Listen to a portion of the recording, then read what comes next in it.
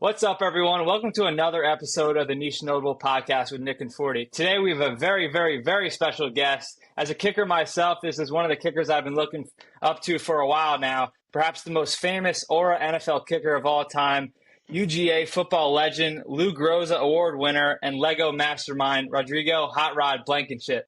Rodrigo, how's it going? Welcome to the pod. Thanks so much for having me. That was an incredible introduction. I appreciate it. Thank you. Of course. So taking things way back, like how'd you get into kicking? What's your origin story with that? For myself and as for a lot of other kickers, I started off as a soccer player. I started off playing soccer basically as soon as I could walk. My parents put a soccer ball in front of my feet, and I played from the time that I was about 3 or 4 up through senior year of high school. And from a young age, my dad could tell that I had a pretty strong leg just from kicking a soccer ball around. And so the summer after 4th grade, he took me out to a practice field and he was like, "Hey, let's see if you can kick a football and see what happens. And, if there's something to it, then maybe we can pursue it further and maybe you can get into this."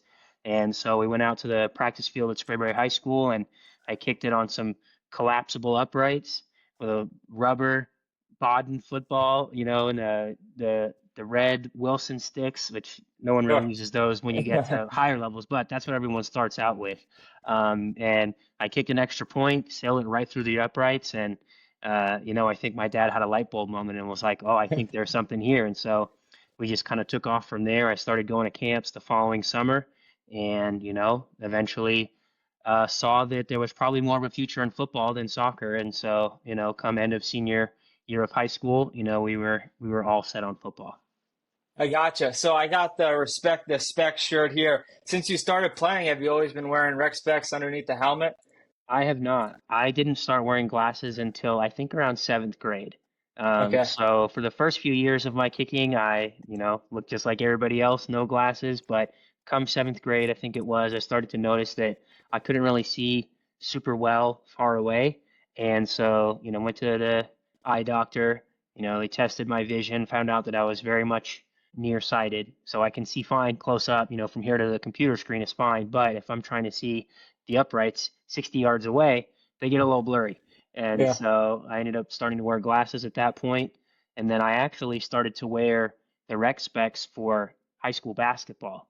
I was wearing regular glasses under my helmet, and then I was wearing glasses to play soccer. But for basketball, like sophomore, junior year, I was like, okay, well, if a basketball ricochets off of somebody and, comes for my face, my regular glasses probably aren't going to hold up so well. So I ended up using Yeah. the rec specs initially for basketball and then carried them over into everything else. And then, in college, kind of made a name for myself. And then the specs became part of the look from there on out. During college, that's when Respect the Specs, the title came about, or was Yeah. that early on? Yeah. Yeah. So we were getting ready for uh, one of our media days. I'll see if I can pull up the post because I know that I have it on my Instagram. So we were getting Yeah. ready for the video and photo shoots for the score for the Jumbotrons, when they announced the starting lineups. Sure. And so they were taking my video introduction and all the specialists were together. So we're all just kind of shooting the breeze while we cycle through and do our intros. And I have my glasses. And Marshall Long, he was our punter in 2016. He came in from a high school in North Carolina. And so Marshall was a true freshman. I was a redshirt freshman. And, as I'm taking my photo, he's chirping in the background. He's like, "Rod, you're going to make people put some respect on your name this year." And I was like, "No, I'm going to make them put some respect on the specs this year." And That's so, awesome. and so that's kind of how the Respect the Specs slogan got started. And, now it's just kind of become part of part of the messaging, part of the imagery. I'm almost scrolled back far enough here, but I'll see if I can. And it was the first time I put it as a hashtag on my Instagram, and then it became very useful later on because when I was Yeah. applying for a trademark for it, I needed to have proof that I was the one that I basically kind of came up with it on my own, and had been using it for quite some time. So this is a Right. picture right here. Uh, No kidding. so that is That's that is awesome. what that is the day that Respect the Spec started, August 6th of 2016. Yeah. So during those media days when you were doing those introductions for the Jumbotron, you're notorious for having a crazy reaction from the fans as soon as they announced your name. Was that super special, like being on the field, getting amped up before the game when all of, what is it, Stanford Stadium was going nuts? Was that pretty cool? It's a pretty cool experience. Being in Sanford Stadium, just in general, anytime you're getting to play a game in Sanford Stadium, it's a really cool opportunity. It's a really special environment. Um, I tried not to pay too much attention to what's going on off the field. That's something that I have to do to be in a good space mentally to go out and perform at a high level. So some fans would get upset because like they'd be on the other side of the hedges, and they're in like the first couple rows of the stands, and they're trying to get my attention to turn around and take pictures or come over and sign something in pregame. And I have teammates, tapping my shoulder, being like, "Hey, Rod, you got, someone wants to go do something with you." And I got to be like, look, I got to lock in. Everything that matters right now is on the field in front of me. And if I don't go out there and do my job, then people aren't going to want my autograph anymore. So Right. the performance has to come first, and then everything else can come later. So that's kind of the mindset that I had. But the one time that I did allow myself to tune in to what the fans were going on was senior night when we played Texas A&M 2019, because that's like the one time where they budget extra time in pregame to Right. recognize all of the seniors for their contributions to the program. And so I was like, okay, this is the one time that I will allow myself to listen to the fans and to hear the introduction, to hear them Yeah. announce my name when they announce all the seniors one after the other. And so having that experience was really incredible. Just getting to hear Sanford Stadium erupt when they called my name, that was a really special experience. But it's always a great time when I go in there. So yeah, I would. It was just an incredible 4 or 5 years that I had with University of Georgia. I gotcha. Yeah, as kickers, you can't really get too amped up before the game. You want to keep your heart rate down. So, like, unlike other Hmm. positions, you can't get too super fired up, jumping around, and you got to sort of stay in the moment and just go as the game goes on. So, definitely a Exactly. unique position, as you obviously know. Hmm. So, moving on. So, when you get your preferred walk on at Georgia in overtime, you hit a game winner against Notre Dame, and I believe they awarded you a scholarship after that game. What was that process like? Yeah. So in 2015, that was my first year with the team, was Coach Rick's last season with University of Georgia. And when I was being recruited by Coach Rick and his staff, primarily Coach Lilly. He was one of the co-special teams coordinators, along with Coach Eckler. So, they recruited me. They came to visit me, at my school. And then we had some like regional coaches as well. College recruiting is as I'm sure you're aware of, is very complex, but also very thorough. So, Yeah. you have position coaches that will come and meet you, and then you also have coaches that are assigned to certain areas of the state or certain areas of the country. And so you're getting visited by multiple coaches. So the schools that really are interested in you, they'll let you know that they're interested because you're going to have, an offensive line coach who came to see me, at my school. It's like, well, what's he doing here? Well, it's because Yeah. I'm in his area, so he wants to make sure he gets in front of all the recruits in his district as well as the special teams related coaches. So that was the staff that recruited me. And, when I committed to the University of Georgia, it was under the premise that I was going to walk on my first year because that was uh, Marshall Morgan's senior year. He was the incumbent kicker. He had 1 year left and he was on scholarship. And then, so long as I won the job after Marshall Morgan graduated, I would be put on scholarship for the rest of my time with the University of Georgia. And so, the coaches were very upfront about that. They were like, look, we really like you. We would love to have you, but, we would ask that you walk on your first season because it's not really normal to have multiple kickers, punters, or snappers on scholarship, at the same time. You just have one of each, and that's it. So they were very upfront about that, and I felt like, it's a good plan. All I have to do is do my job, and eventually I'll go on scholarship. So that's kind of that was the attitude and the mindset that I came Yeah. into the program with. But obviously, at the end of the 2015 season, Coach Richt and the school had a mutual parting of ways, as they called it. He left for Miami, and then we brought in Coach Smart. And so when Coach Smart came in, everything that was part of the previous administration was gone. It was off the table. So I'm kind of back to square one, just to walk on once again going into the 2016 season. Um, I was the kickoff guy to start the season, was not the starting field goal kicker. I was in a field goal competition over the course of the summer.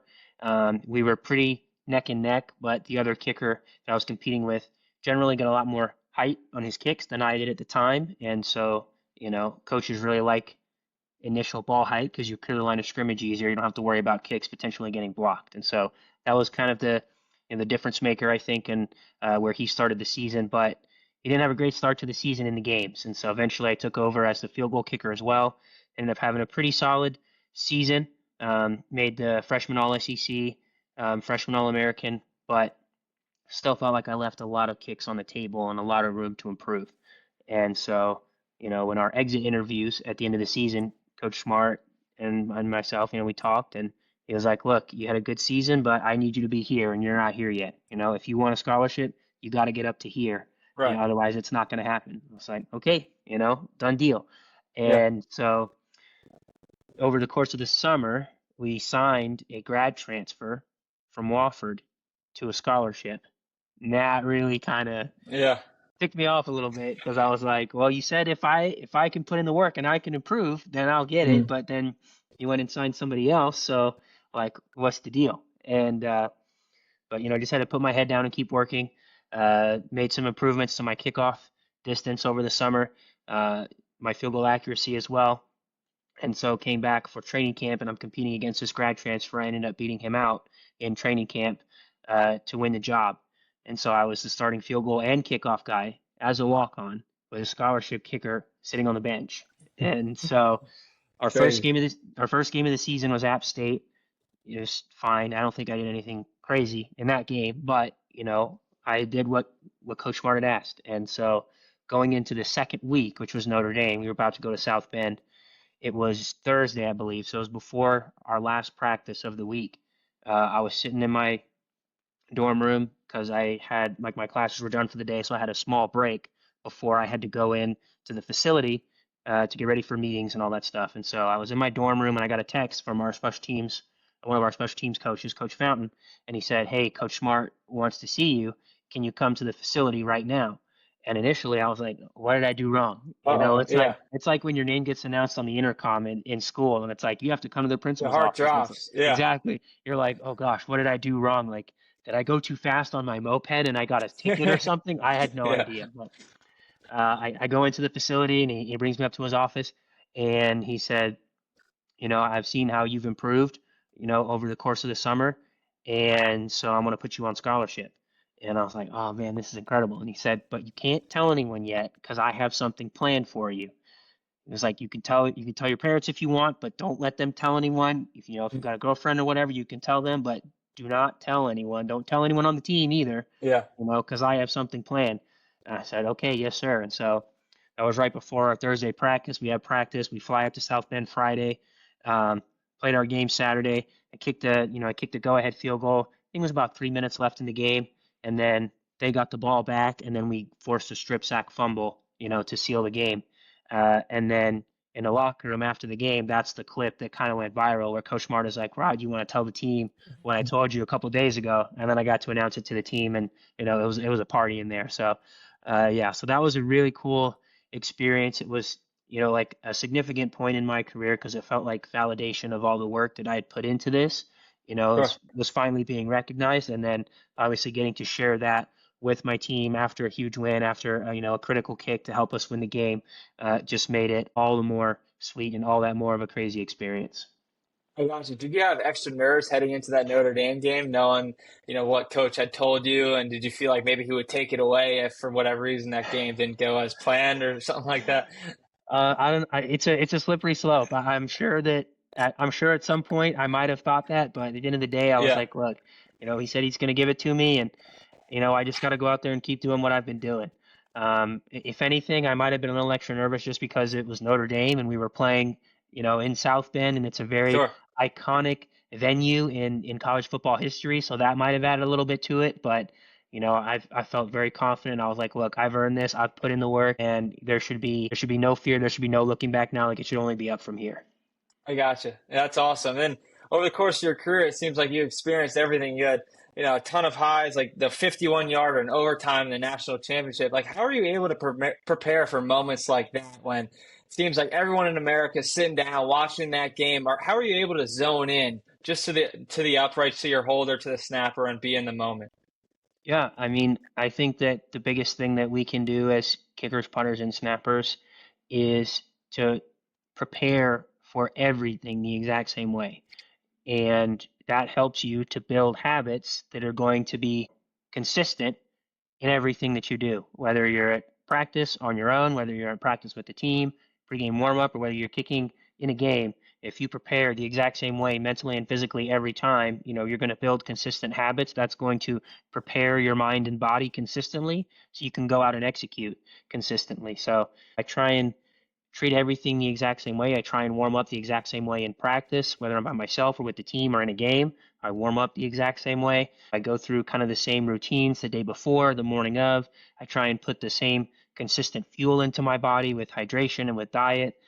So you go to great lengths to try and build very consistent habits and routines. And then when you get into those pressure situations, it doesn't feel like anything new or different because I've already been doing this all week or all season, or all off season, whatever the case may be. I've already established all of these good habits, so I know I'm prepared to go out and, knock it through the uprights and just become second nature at that point.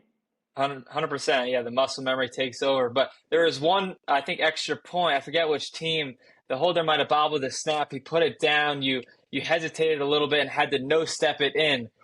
Is that just when like your athleticism sort of takes over and your muscle memory? Because it's really hard to prepare for a moment like that. I think there was like an extra point, Yep. like record on the line or something like that. It was, Yeah, yeah, the extra point record would have been cut a little short.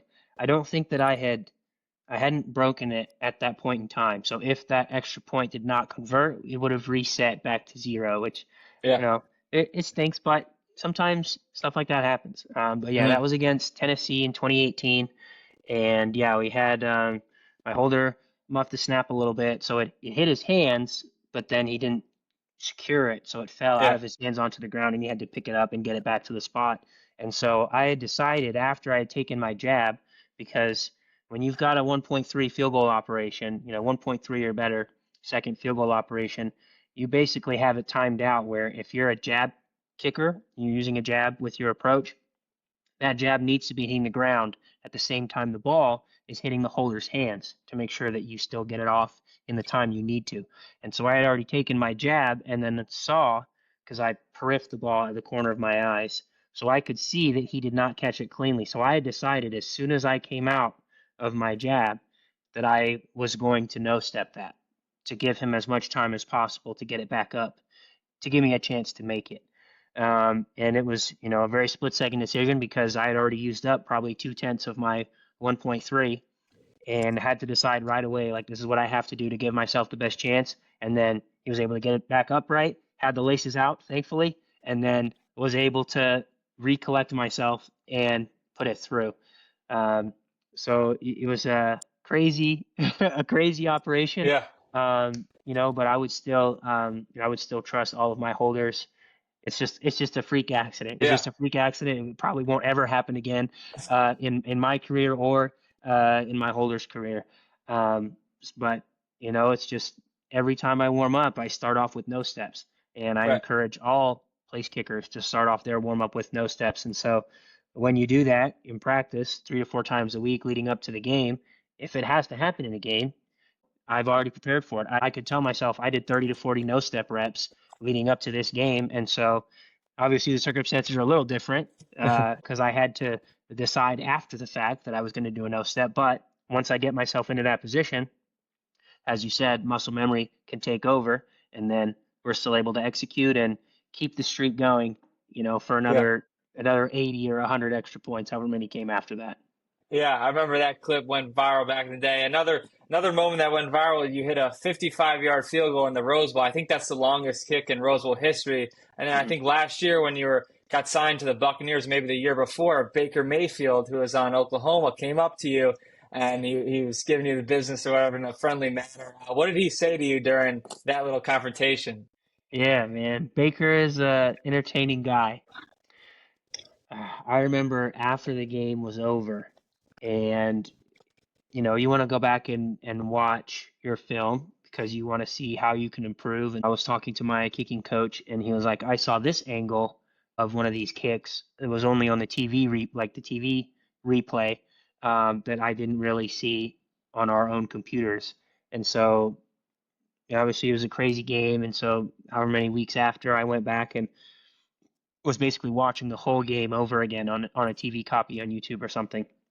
And I saw that after the first field goal that I attempted, which I think was like a 48 or 49 yarder on the right hash, I missed it wide left. I kind of pulled it all the way across the face of the uprights. And so that's when my coach was like, hey, you got to do this.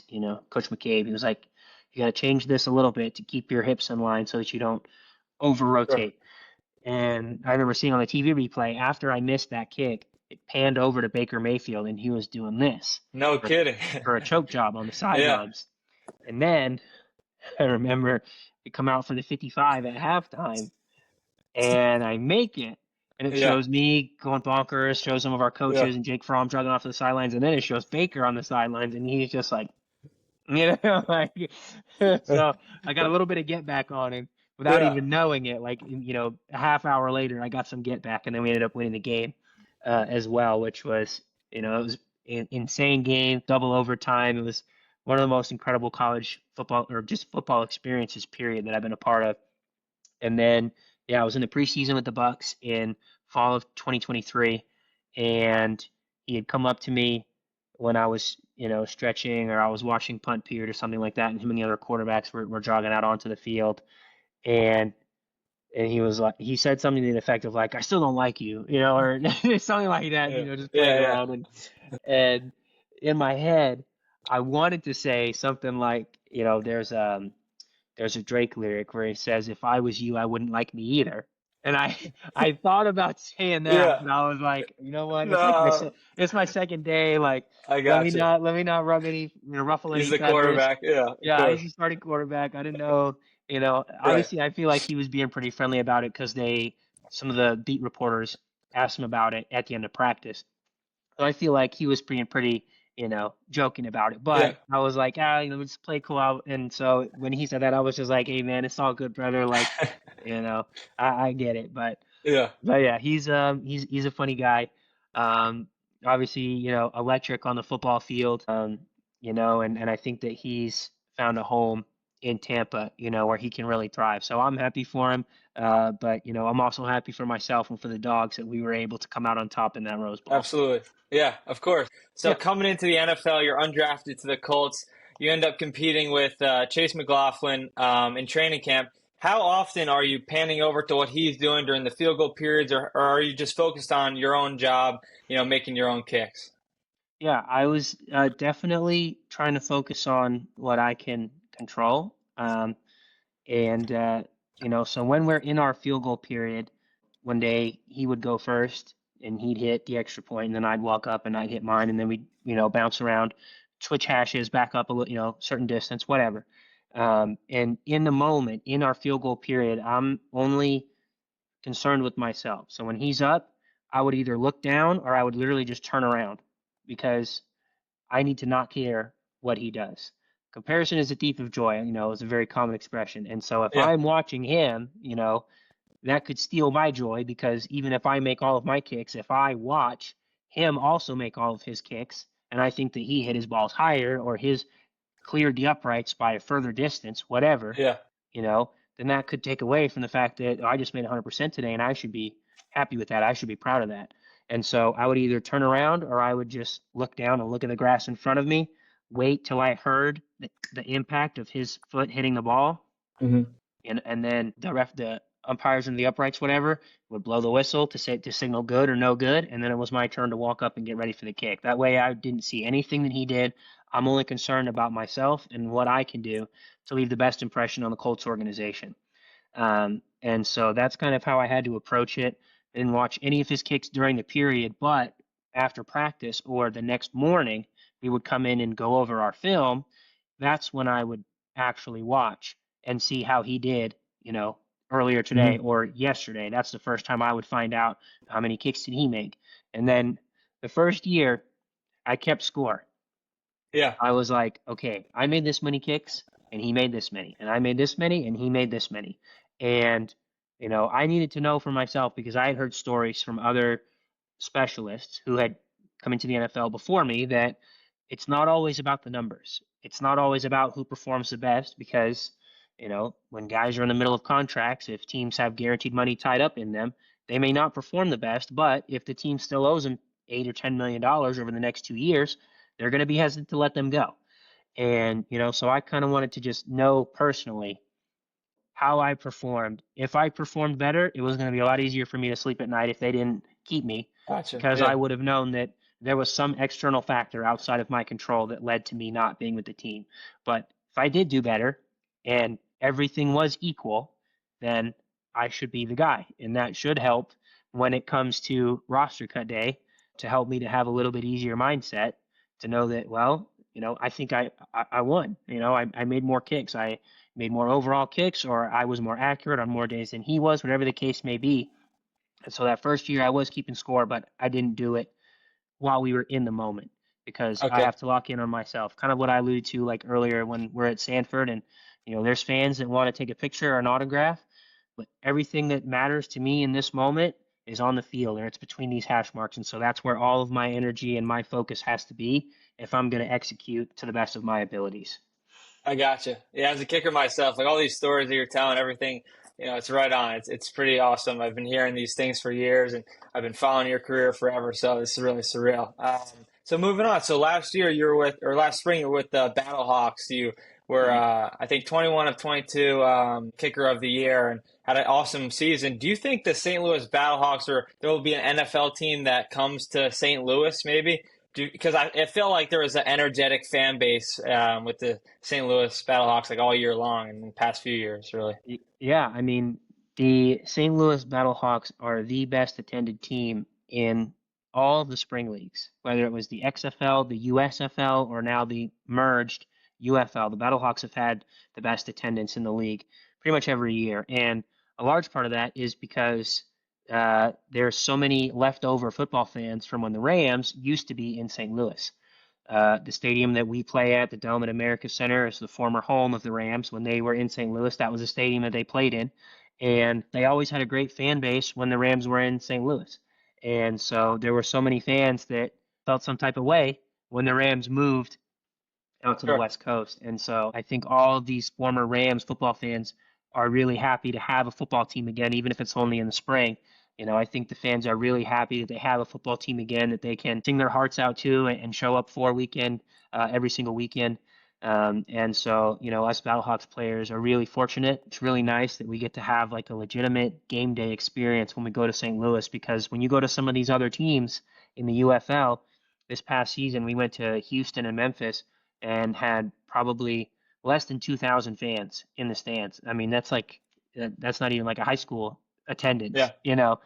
And so part of the side effect of having poor attendance is you don't get to keep your team. And so all of the USFL teams, Mm. Michigan, Houston, Memphis, and Birmingham, are all being relocated for the next UFL season, hopefully to markets where they're going to have better attendance. But obviously, that's not the case when you get to go to St. Louis. You get it packed out, pretty much packed out, and we had Yeah. 20 to 30,000 fans every weekend. So it was really cool to have a very NFL similar feeling environment where you get to go see thousands of fans in the stands, for all of your games. So I had an incredible experience in the UFL. If something happens to the UFL for whatever reason, I hope it doesn't. I hope that it can continue, because it's a great Yeah. opportunity for guys to get back to the league. The Right. UFL Instagram account just posted earlier today or yesterday that there's been 50 guys from this past season that Mm. have signed with NFL teams either right after the season was over or now in training camp. Mm. So, I mean, that is a significant number of athletes that are getting a new lease on life with their professional football career. So, I do really hope that it can continue, but if something happened, I know that St. Louis is at the top of a lot of people's list to get. If the NFL was going to expand it back to St. Louis, because Yeah. the fan base is already there and waiting for it. I gotcha. That's really cool. Yeah, awesome spring. And then, so you've been pretty open about like all of your hobbies, like your Legos and everything. Like, how does that come into play with your kicking? Do you feel like the stuff that you do on the side helps to keep you in a good mind frame, so that when it's time to go out to football and to kick, you're more locked in and you're more in a more present mindset? Yeah, I definitely think that it's important for all professional athletes to have some hobbies. There needs to be something that when you clock out from work and you go home, that you have something that you can do to decompress and get away from the game mentally, because all professional sports are incredibly taxing mentally. You're at the top of the top. There's guys that are, trying to come and take your spot. Every day, every week, there's someone that wishes they could be in your position and they're working just as hard as you to try and get to your position. Also, it is very taxing mentally, especially for specialists. Our job is also very mental and very cerebral. It's very precise and requires your maximum focus and attention every single rep. And all the eyes are on you every single time you get out onto the field. So your expectations for executing higher than every other position. You can have a receiver miss a block on his own play, an outside zone. But if he misses the block on the backside of the play and the outside zone is going the other direction, it might not matter. And running Yeah. back could still, pick up the first down, and that DB on the other side may never catch him running from behind the play. So there's examples where almost every other position on the field could have a slippage, and you may not notice it because there's so much else going on any given play. But when kickers, punters, and snappers step out onto the field, if we don't execute, everyone sees it. So it is very high stakes, very high pressure, and like I said, very taxing mentally and emotionally to get to a place where you can execute at such a high level with so much on the line every single time. And so when you clock out, you need a way to get away from that so that you're just not constantly under that pressure and under the weight of your job when you go home. And so for me, I found that in all of my collectibles and the Lego and Transformers and sneakers and all that stuff. Other guys have other hobbies. I know there's other nerds out there, whether they be in the NFL or in other professions. Miles Turner is a guy that I think of who's also a really big Lego fan. Jacob Eason, he was my teammate at Georgia my first couple years, and then was also my teammate in Indy when we were both rookies. He's also a big Star Wars fan, and he has a lot of like Star Wars memorabilia and stuff. So I know there's other nerds out there who have similar hobbies to me, but as long as you have something that can take your mind away from the sports world and away from your job is going to be, I think, very beneficial for athletes long term. Yeah, I think since I started this podcast, every time I've gone to the field to kick, I'm in a better mind frame. I think just because when you're a kicker and football is the only thing you got, when you miss a kick, you feel like your world's crumbling down, like this is your whole identity. It's nice to have something outside of it to be able to feel a little bit more well-rounded. If I could add to it, the identity is a very big piece, at least for specialists, or maybe it's just for athletes in general. But I feel like your self-identity is something that is going to be, I don't want to say a struggle, but just a battle. I think for a lot of guys, if you get to a high level in your profession, you're going to want to find your identity in the success that you have on the field or on the court. And it's tough because I've been that way as well in the past. It's like you have to find a way to know that even if you don't necessarily go out and do your best on the field, that you still have value, and you still have identity, and you still have a sense of self that doesn't necessarily have to be dictated by whatever you did when you just got done playing. So identity is a very big word for me, and I think it is for a lot of other specialists where we have to do well at our job, but then we also have to be good about not allowing that to tear us down when we're not doing our job. So I gotcha. Yeah. Rodrigo, this has been an awesome pod. If you don't mind, just one more question. So back in the day when you were at Georgia, you had an infamous photo with Quavo, I believe, from Migos. Was it Quavo? yeah. Yeah. How did that picture come about? Because I just remember seeing that literally everywhere. It's crazy. Yeah, so Quavo, man, I've seen him a few times. He is a big Georgia fan. All of the Migos were like born and raised in Atlanta, Metro Atlanta area. They all went to high school together. I believe it was Berkmar High School. They all went to school together and then started their rap career. So they're like Georgia homegrown guys. Um, and it started the first picture, because there's a few now. The first picture was before the Rose Bowl in 2017. I have a couple of them on my phone here. And that was on the sidelines of the Rose Bowl. I'm hitting pregame warm up, whatever, and I see him on the sidelines. I was like, "Oh, no way, that's Quavo. That's so cool!" Like we would blast your music in the locker room in high school because that's kind of around the time they came up, maybe like 2012-ish, 2013. Whenever Versace came out, that was when it was like everyone's like, "Have you heard Migos? Like, have you heard this song?" And so I asked to take a picture with him on the sidelines of the Rose Bowl, and then we are playing in the national championship game the next week. And I'm on the sidelines. I'm hitting kicks into the net. They've already done this, their starting lineups, and so I'm kicking into the net. We're getting close to kickoff, and he walks past the net, and I hit a ball. I picked it up out of the net. And I turned around, and he was there, getting ready to walk past, and he's like, "What's up, Blanco? We're gonna need your best tonight." And I was like, "You got it." And so when he No called, way. Yeah. so he gave me the nickname Blanco. And so the next year in 2018, I released a rap song, and I decided to use Blanco as my rap name Yeah. for that song. So that was super cool. And then a couple years later, in 2019, we're getting ready to play against Notre Dame, and they're coming to Athens. And Quavo came back, and he was on campus on Friday afternoon before the game, and he was there with ESPN, and they were doing a segment in our indoor facility where Quavo and I think it was Tebow and a couple of other guys, they were trying to throw like goal line fades into the back corner of the end zone. And Quavo used to play, I think he played quarterback when he was younger, and so he was trying to throw into the bucket. But before all that happened, I had heard that he was there, and so I ran down and I was watching him film the segment, took another picture with him there. But that time he initiated it. He was like, "Waco, what's up? We got to get a new picture." So I was like, No, "Okay, cool, okay." no kidding. Yeah, so that was super cool. And then when we were at the national championship game, and Georgia was in the national championship in 2021, in Indianapolis. I was with the Colts at the time, so I was like, "Yes, I'm going," Of obviously. course. And so we were like in the locker room or on the side or on the sidelines or something, and he saw me again, and he was like, "What's up? How you doing? How's everything going?" And so then we took another picture at and we I think we took it before the game, but I ended up posting it at halftime of the national championship game, and I think that's like my most liked picture Yeah. on Instagram of all time, which is pretty cool. So like anytime I see him, I always got to chop it up with him for a few minutes. He's super cool. Obviously, got the crazy drip, crazy outfits, the chains, Yeah. like all that stuff is super cool.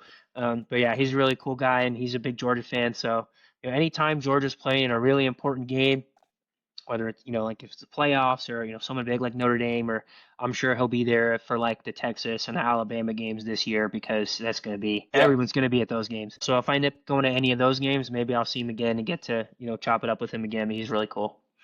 Blanco and Quavo, best That's duo right. ever. That's awesome. Yeah. Well, Rodrigo, thanks for coming on. This was definitely the coolest pod for sure, especially for me as a kicker. So, respect the specs, of course. There.